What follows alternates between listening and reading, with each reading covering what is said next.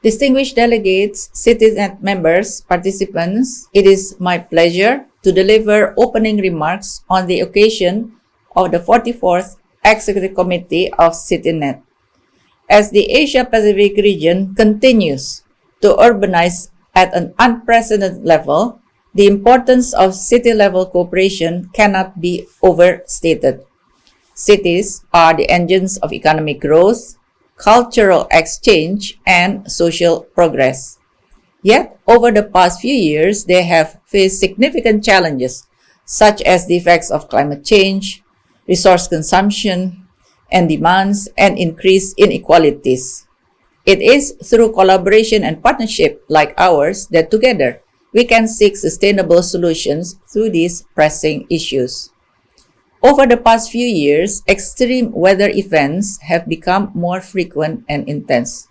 These events not only cause immediate destruction, but also have long-term consequences for the livelihoods of urban residents.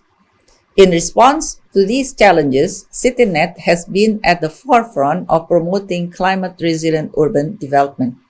Through your network, you have shared best practices and developed innovative solutions to mitigate the effects of climate change. Just last month, ESCAP convened the 8th session of Committee on Environment and Development to address the challenges facing the region's cities in relation to low-carbon development, clean air, nature-based solution, and the building of capacities to minimize the impact of rapid urbanization on the environment. Member states recognize the importance of cities and the need to localize the Sustainable Development Goals to address these issues. Next year in April, the 81st session of the Commission, we will discuss the theme Regional Cooperation for Resilient and Sustainable Urban Development in Asia and the Pacific, to further deliberate on the importance of enhancing sustainable development and environmental sustainability through urban solutions. As we look ahead, I'm confident that our partnership will continue to thrive. I would like to express my deep gratitude to all of you for your dedication and commitment to building a better future for our cities and invite you to the Commission session to share your experiences and solutions. And lastly, I wish good luck to the candidate cities of the 3rd CityNet ESCAP SDG City Awards. Thank you very much.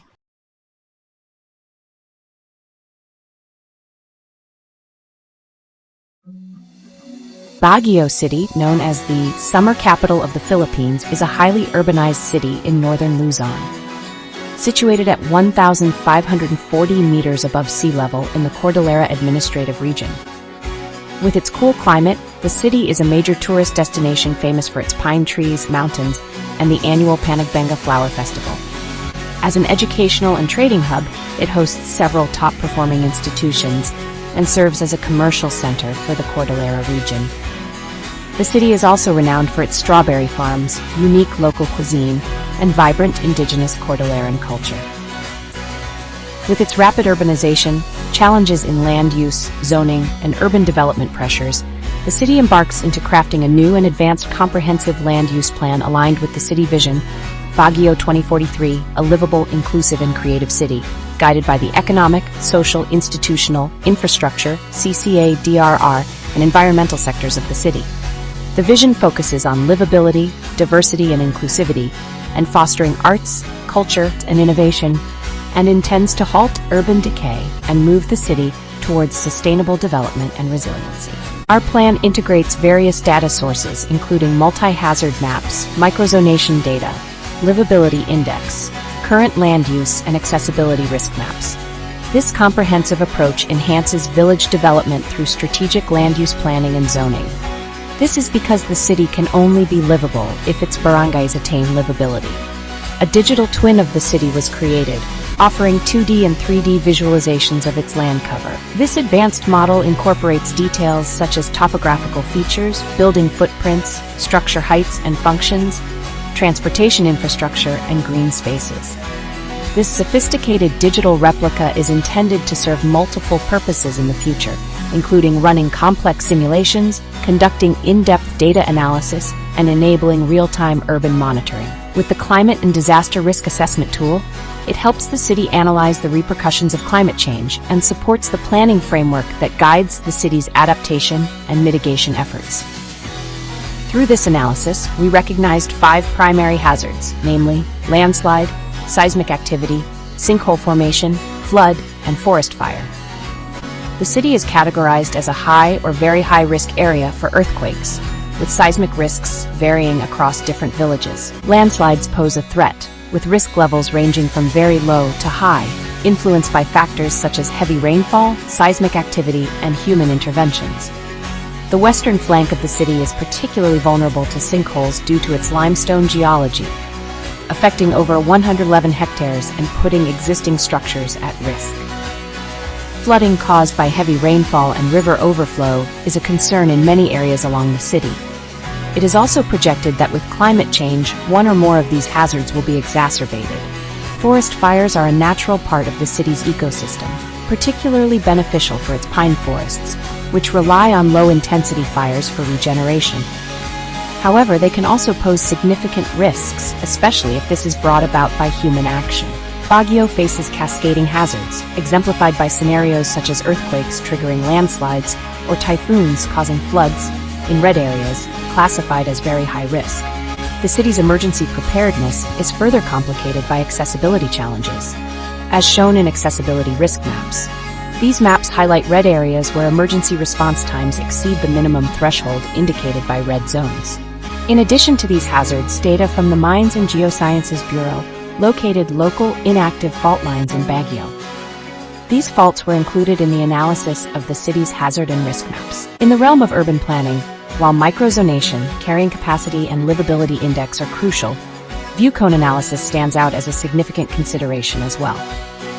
This tool is aimed at protecting and preserving Baguio City's iconic skyline and vistas in line with Daniel Burnham's original vision. It ensures that new developments do not obstruct key sightlines like the view corridor from City Hall to the Convention Center, where structures appearing red within this view cone are deemed as obstructions. Baguio City is implementing nature-based solutions to address urban challenges to attain resiliency. The plan designates 180 hectares of waterways as a protected waterway zone, which will address the city's green space deficit. The Blue Walks project aims to restore natural waterways, enhance aquifer recharging through infiltration, and create parks along these villages identified to be a feasible location. Meanwhile, the Green Walks program focuses on integrating natural drainage systems, bioretention basins, and rain gardens into urban roads along the central business district of the city. These initiatives combined flood mitigation, ecological restoration, and public space enhancement, working towards a more livable and sustainable urban environment that aligns with Baguio's natural assets. The City Planning and Development Office evaluated all 128 villages of the city using a livability index, assessing factors such as health, food security, safety, economic vitality, accessibility, and mobility options. The evaluation also considered essential services, community spaces, water infrastructure, and governance aligned with Seal of Good local governance standards. The indicators were also aligned to the Global Sustainable Development Goals. Results showed only 1 barangay as highly livable, 41 as moderately livable, 84 meeting minimum compliance, and 2 with declining livability. This assessment highlights that 86 villages require attention to improve living conditions, addressing issues like high population density, lack of open spaces, and poor accessibility.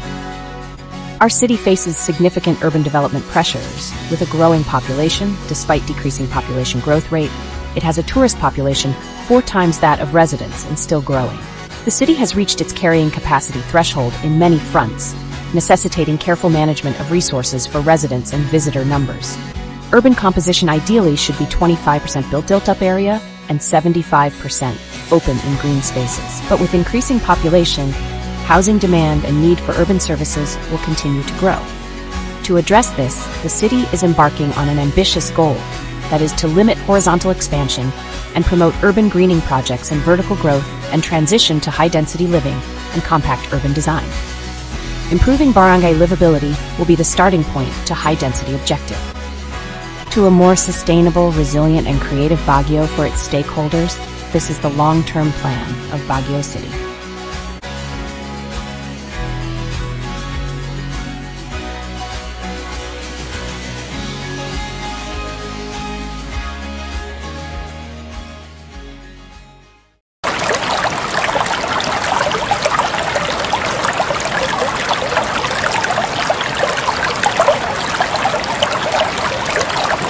Hello everyone, before I start playing my presentation video, let me introduce myself. My name is Rahmat Hidayat.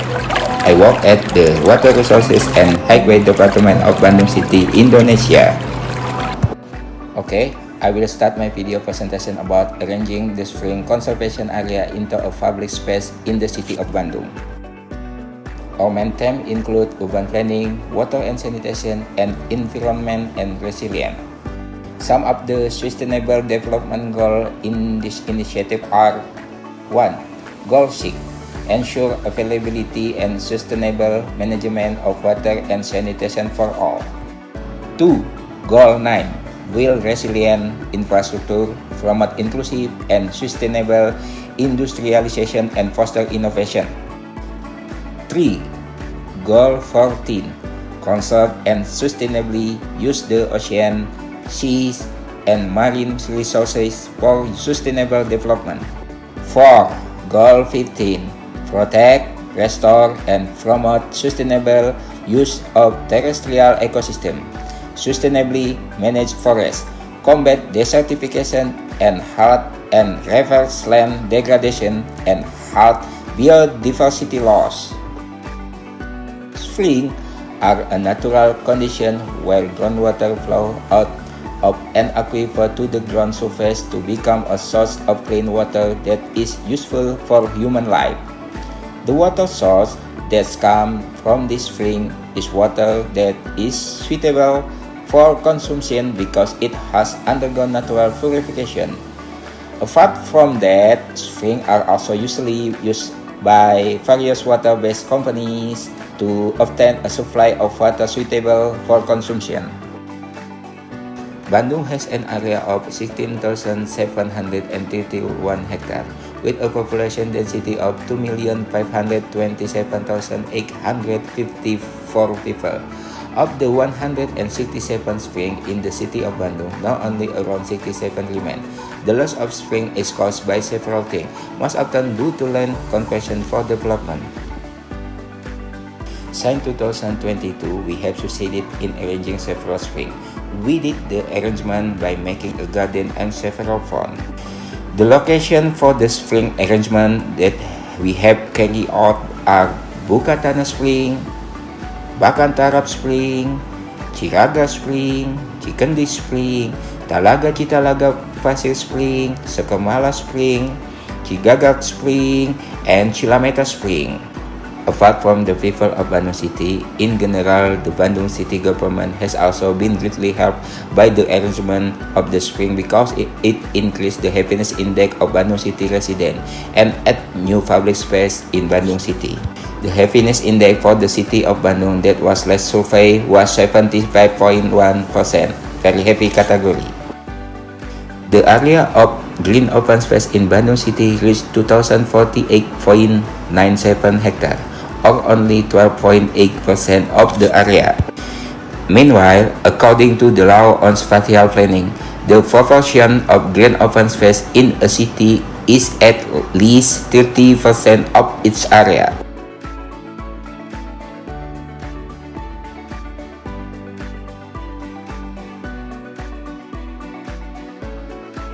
By arranging water springs and activating river borderland used by illegal building, it is hoped that it will increase the happiness index and green open space in the city of Bandung. That's the video of my presentation. Thank you for your attention.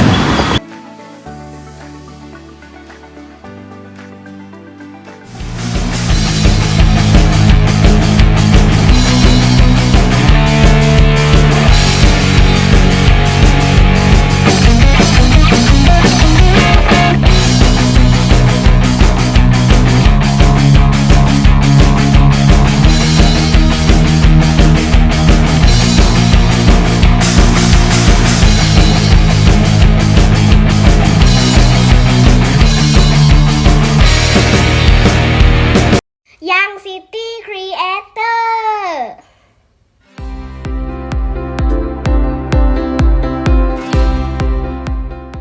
Bangkok, the city of angels, is where East meets West. Explore magnificent temples, savor authentic Thai cuisine. Experience the city's unique blend of old and new. And immerse yourself in its energetic nightlife. However, Bangkok faces challenges like traffic congestion, pollution, inequality, and the loss of green spaces. The initiative aims to empower young people, encourage creative solutions, promote collaboration, preserve cultural heritage, and contribute to sustainable urban development. Ben Lam Phu is a historic neighborhood in central Bangkok, near The Chao Phraya River. Known for its traditional architecture and vibrant atmosphere, it blends old and new. The area features local markets, street food, and small shops, and is close to landmarks like the Grand Palace and Khao San Road. Despite urbanization, it retains a unique character, offering a glimpse into Bangkok's past.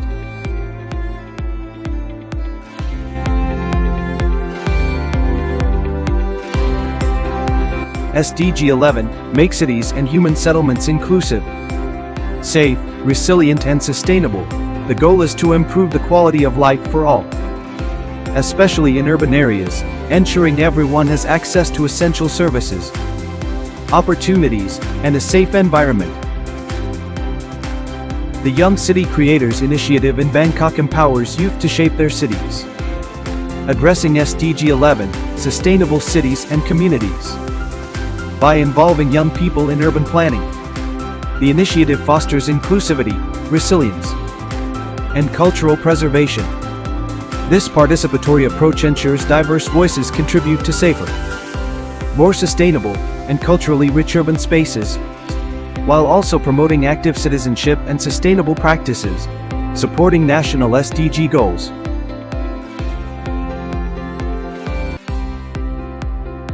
Key objective: 1. Empower young people, equip youth with skills and opportunities to influence urban development. 2. Foster creativity, encourage innovative solutions for urban challenges.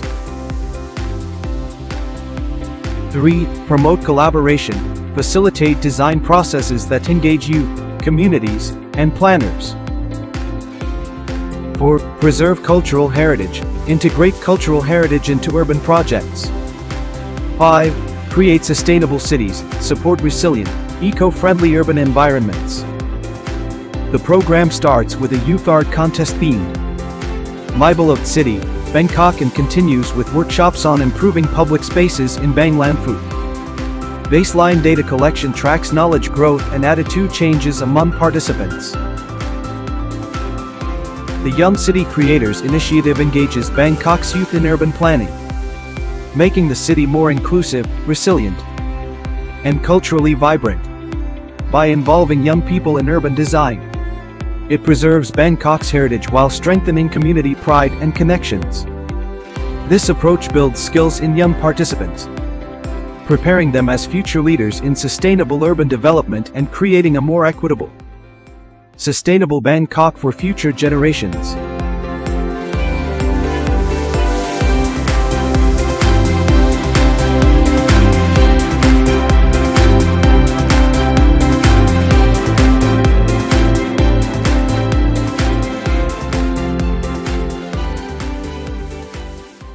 Small hands, big dreams. We are shaping the cities of our future.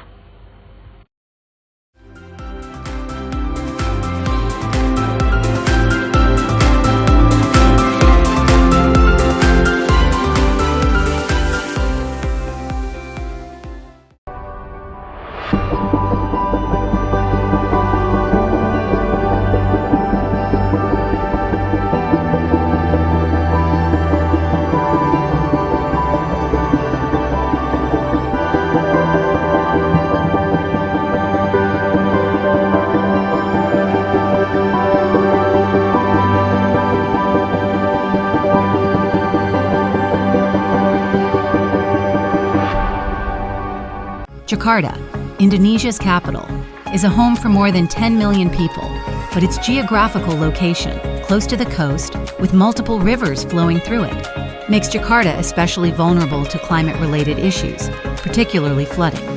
Flooding has become a recurring challenge here.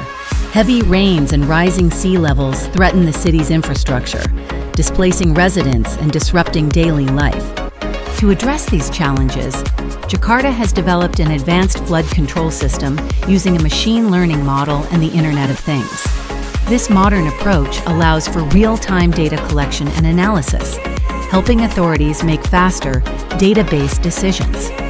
This system collects historical data on water levels, vibrations, temperature, and water flow through IoT sensors placed at 178 strategic locations, combined with CCTV surveillance. The data collected from these sensors is analyzed to produce informative visualizations on current conditions, flood potential, and predictions for flood events in Jakarta. With support from Jakarta Smart City and the Jakarta Water Resources Agency, the system strengthens early warning mechanisms and enhances the city's disaster resilience. Jakarta's innovation in flood control can serve as a model, offering insights that might inspire other cities facing a similar challenge.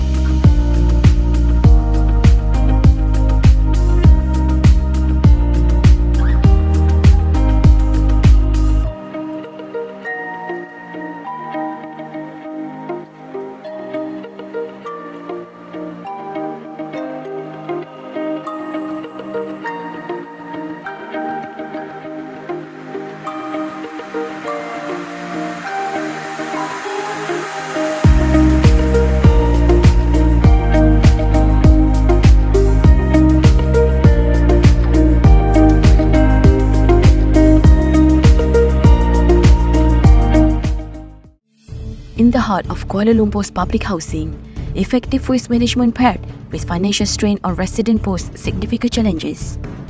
Kuala Lumpur produces an average of 818,000 tons of waste annually, and in 2023 alone, 230 million ringgit was spent on waste management. With population growth, this figure is expected to rise, amplifying the urgency for sustainable solutions. Improper waste disposal led to health risks and environmental degradation, while many households face difficulties paying rent. This crisis also placed Kuala Lumpur City Hall under significant financial pressure, as unpaid rent accumulated to 31.8 million ringgit in losses. Addressing these interconnected challenges required a strategic and innovative approach. To tackle these pressing issues, Kuala Lumpur City Hall launched the 1C1R, One Community, One Recycle program that incorporates barter system and circular economy. This initiative turned waste into a valuable asset, allowing residents to earn reward points that can be converted into either essential items such as flour, sugar, or house rental payment by recycling. Three concepts of 1C1R, which are Kiosk 1C1R, Mobile 1C1R, and House Rental Payment Initiative.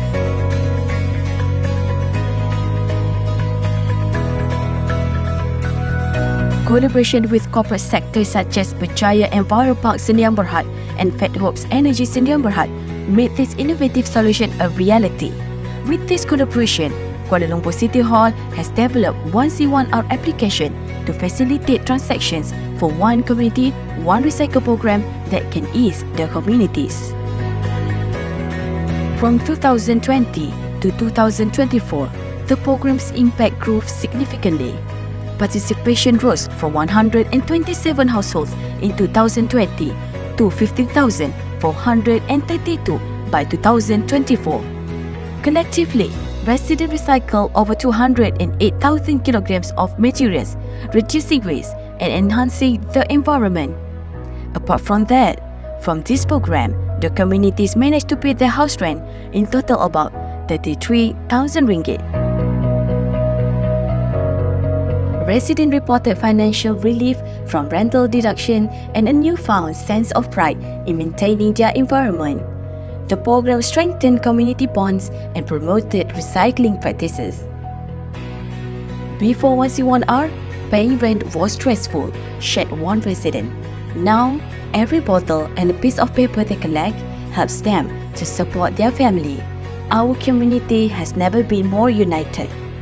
Stories like this echoes across the community, with 48% recyclable contributions are from paper, 26% are from used cooking oil, and 18% are from plastic waste.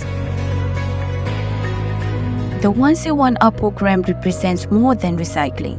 It embodies resilience, innovation, and sustainable change. This initiative aligns with the key sustainable development goals, including no poverty, zero hunger, sustainable cities and communities, responsible consumption and production, and partnerships for the goals. Kuala Lumpur City Hall commitment to fostering a cleaner, more prosperous community in setting a benchmark for urban living and environmental stewardship. The program reaffirmed Kuala Lumpur City Hall focus on empowering communities and promoting sustainability.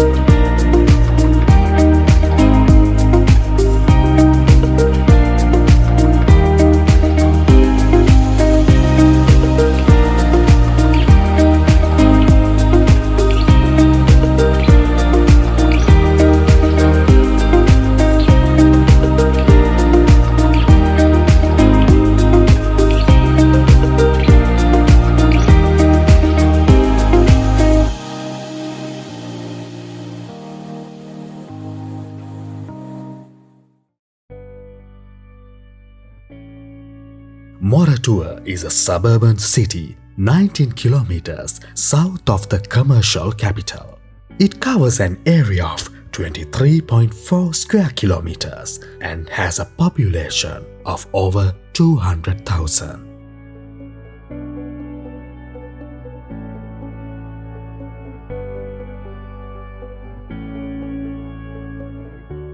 Moratuwa is bounded by Dehiwala Mount Lavinia Municipal Council to the north, Indian Ocean to the west, and Bolgoda River to the south and to the east.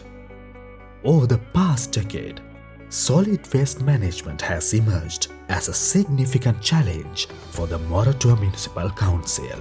This issue primarily stems from the lack of suitable land for waste disposal within the area. Consequently, mixed solid waste has been transported and dumped at the Karadiana waste disposal site in the neighboring city. We face a lot of challenges in waste management, including plastic waste management, environmental pollution mitigation, and risk reduction of climate change. In light of the circumstances, the MMC recognized the need of a proactive approach to swiftly address the situation. They introduced a new strategy focused on resource recovery from waste by encouraging segregation at the source. It generates 141 tons of waste daily. In compliance with the strategies of National Waste Management Policy, we have started the waste segregation in 2015 as biodegradable and non-biodegradable. With the support of MMC leadership, the council officials, the community, and other relevant stakeholders, the material recovery facility was implemented since 2021 as a rapid response to the situation. Waste segregated into 3 categories at the point of collection, then sorted again into 6 categories by municipal council staff. The waste is stored into 6 categories in mega bags and transported to the MRF. At the MRF, it is again sorted into 42 categories. Recyclable waste will be stored in bale form before sale. With parallel to MRF initiation, implementing comprehensive community awareness initiatives, including door-to-door visits, leaflet distribution, public announcements, and group outreach programs was recognized as essential. Being surrounded by water in 3 sides, the waste management is one of major challenges we faced. Especially, we have to pay much attention to reduce of floating non-biodegradable waste to the ocean. The replicability of these initiatives mainly depends on the commitment of the local government institution, favorable national and provincial policies and strategies, and engagement of city-level stakeholders, and the support of the communities. We came across 7th institution at this stage with the effort towards zero plastic waste in Moratuwa municipality in 2035 under the Clean Cities Blue Ocean program of USAID. As a result, a 10-year 3R action plan has been prepared and currently we are implementing required actions. These initiatives of MMC directly contribute to achieving SDG 11, Sustainable Cities and Communities, SDG 12, Responsible Consumption and Production, SDG 13, Climate Action, SDG 14, Life Below Water, and SDG 1, No Poverty. This creates opportunities of self-employment for public. In this process, there is no impact to environment, biodiversity, flash flood, also prevent communicable disease. In line with promoting the circular economy, the Moratuwa Municipal Council is eager to share its insight and experiences with the other countries. Further, Moratuwa Municipal Council willing to have local and international support in different ways to enhance our solid waste management operations. Moratuwa Municipality is gearing up to share more knowledge in the years ahead with more innovative initiatives in its journey towards a zero waste city.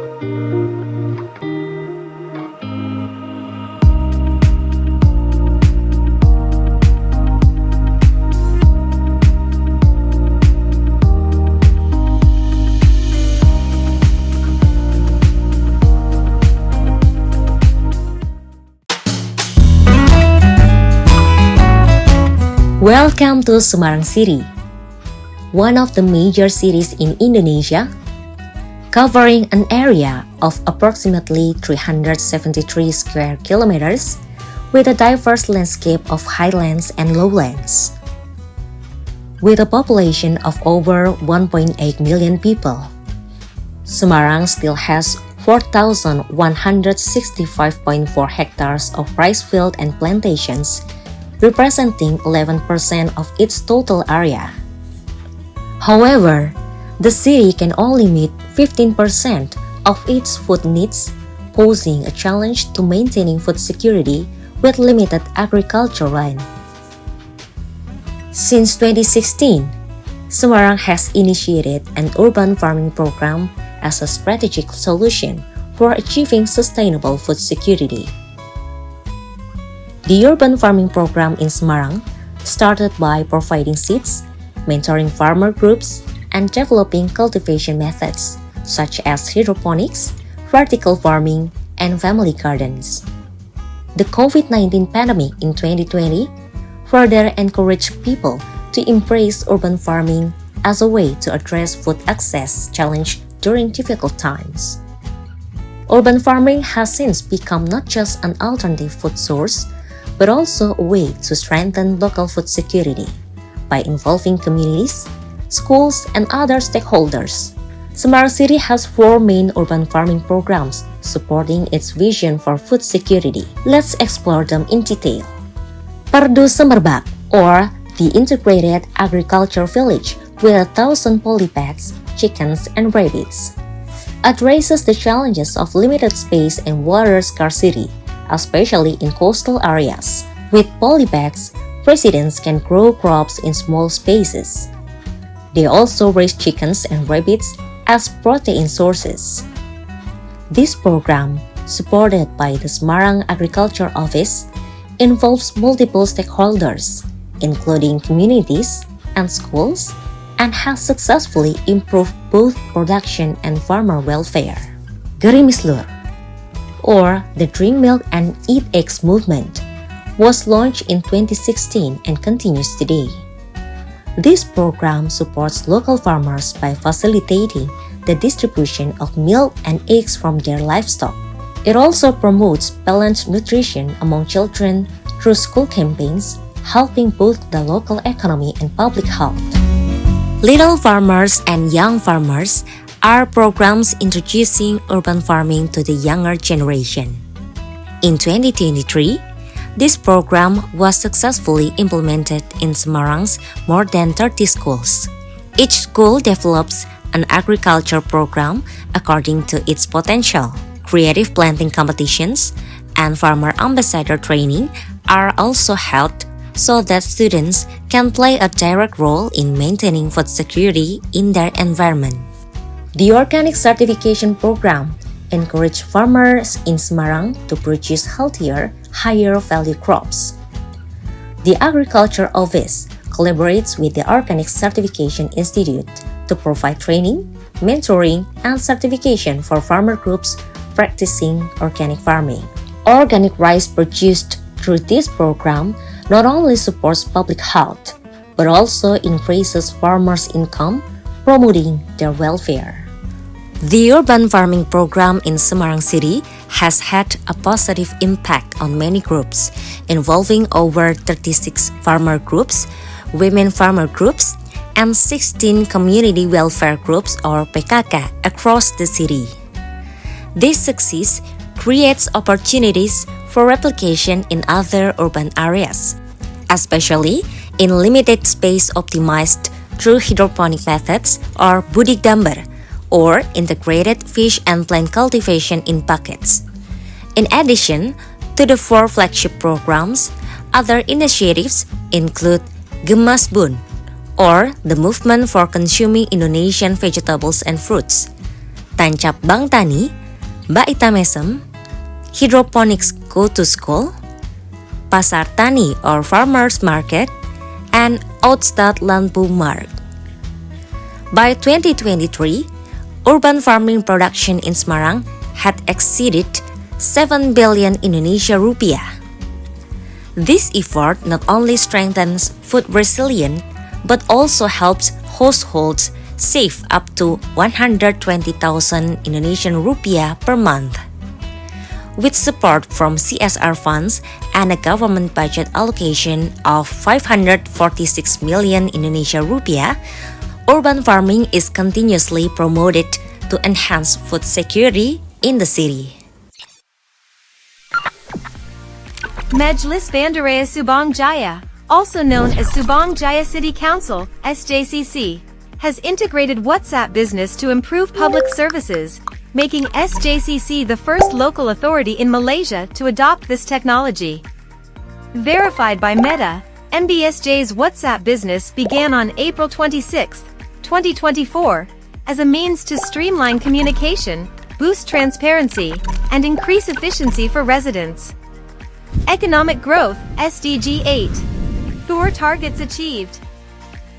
WhatsApp Business enhances economic opportunities and improves work conditions in Subang Jaya by supporting sustainable development goals and contributing to the community's growth.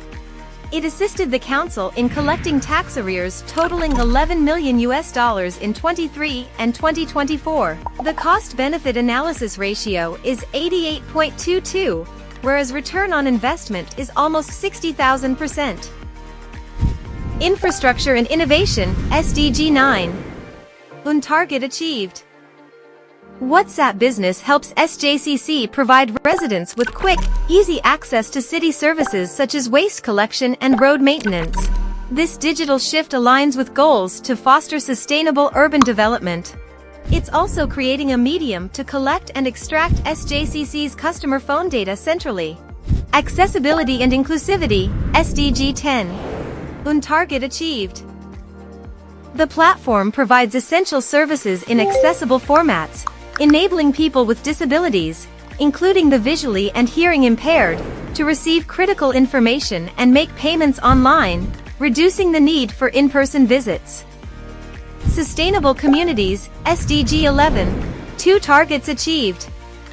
SJCC can quickly send flood warnings, real-time alerts, and essential updates, building urban resilience and keeping residents informed. SJCC proudly received the prestigious Happy Community City Award. This award highlights dedication to creating a vibrant and joyful community, facilities that enrich the lives of its residents. Climate Action, SDG 13. Target achieved. E-billing via WhatsApp supports SJCC's low-carbon framework by reducing paper usage, which has already saved $273,000 in printing costs. The shift to digital services aligns with Selenger's target of a 45% carbon emission reduction by 2030. Partnerships for Development, SDG 17. Target achieved. This initiative strengthens partnerships by providing transparent, timely tax reminders and updates, projected to drive tax revenue to 87.41 million by 2030. These efforts simplify the process for residents, promoting timely payments and improving community engagement. SJCC's adoption of WhatsApp Business reflects its commitment to a sustainable and inclusive community. By aligning with global sustainable development goals, SJCC is enhancing service efficiency and transparency for a more resilient future. I would like to take this opportunity to congratulate Subang Jaya City Council for providing WhatsApp Biz for communities. WhatsApp Biz for communities is useful to help the communities of Subang Jaya to get the latest info about Subang Jaya City Council's initiative and services. I hope that Subang Jaya City Council will enhance in the future and other councils in Selangor or in Malaysia to follow this initiative. Well done, Subang Jaya City Council, and keep up the good work. 我在此我要谢谢 MBSJ 介绍这个 WhatsApp Biz， 让我们容易处理我们的门牌税以及汽车罚款，尤其是乐龄人士，我们也不用去 MBSJ 就可以从这个 WhatsApp 下载我们的门牌税单。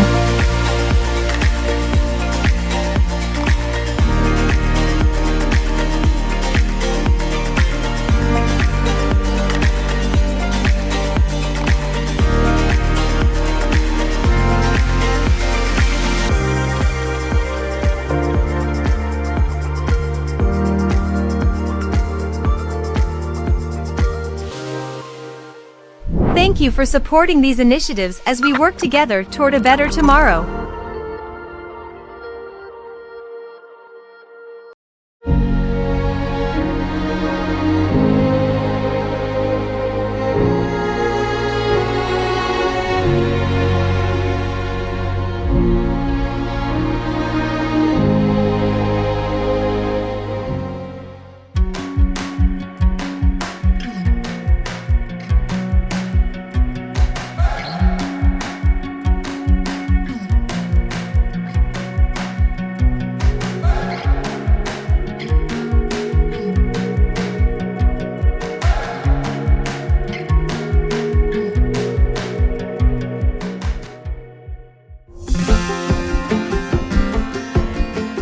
この取り組みは、食品を取り扱う事業者が消費期限や賞味期限を迎える前に廃棄してしまうことになりそうな食品をロッカー型自動販売機を活用して市民に販売する取り組みになっています。消費期限が短くて毎日廃棄が出て常温で保存ができて市民の方に身近な食品としてパンでスタートをしました。